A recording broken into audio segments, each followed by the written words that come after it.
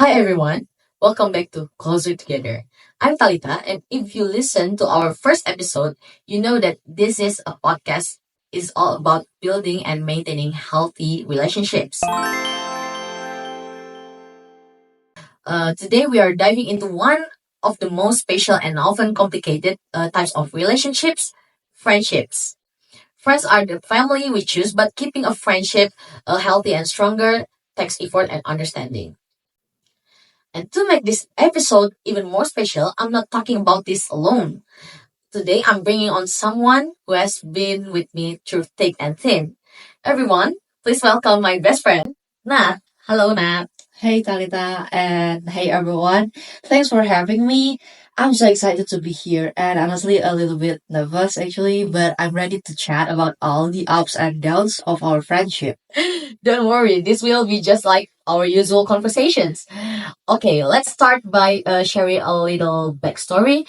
Nat and I met in a group project for the first time, and we just clicked right away. I feel like we knew from the beginning that this friendship will be something special. Yes, and I think what really brought us close that we could talk about anything with each other. I remember those long conversations that would go until late at night and we'd just talk about everything, like our dreams, our fears, and everything in between. Absolutely. But I think what's more important to mention here is that friendships don't just stay close automatically. Life change and people go through different phases. Sometimes one of us will get really busy and we have disagreements or just different things happening in our lives that made it challenging to stay close as we were in the beginning. Exactly. And I feel like that's a key part of keeping friendships healthy. Like, being willing to adapt and not taking things personally when one gets super busy. Life happens, but I think we both knew that we could pick up right where we left off, no matter how much time passes. Yes, and I think it's that understanding and trust that has kept us close.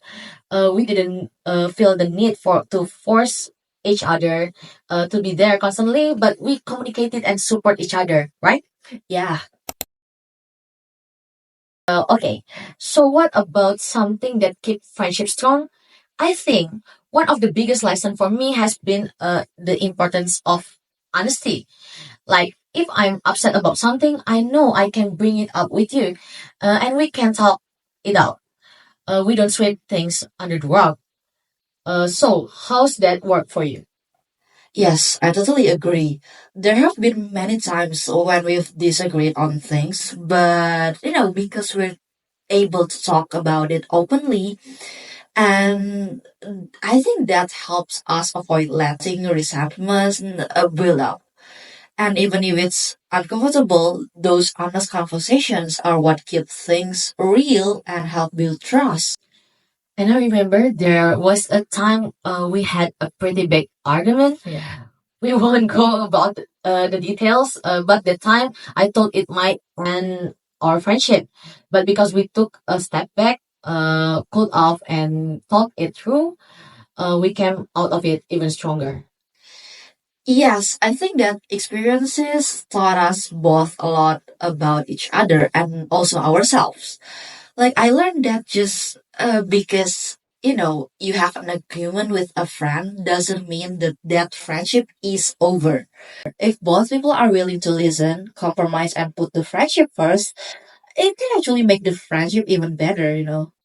Definitely. And another thing that I feel has been important is just showing up for each other in big and small ways.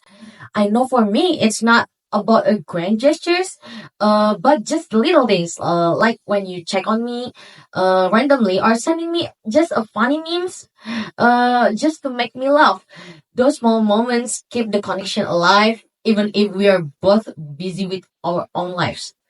Well, yes, and I think sometimes people underestimate the power of those small gestures.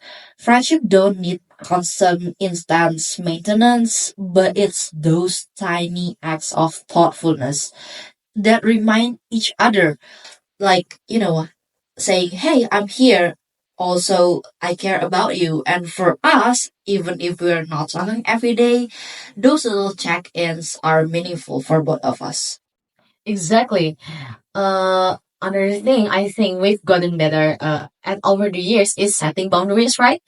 At one point, I remember feeling overwhelmed with things happening in my own life, and you totally respect that I need a bit of space.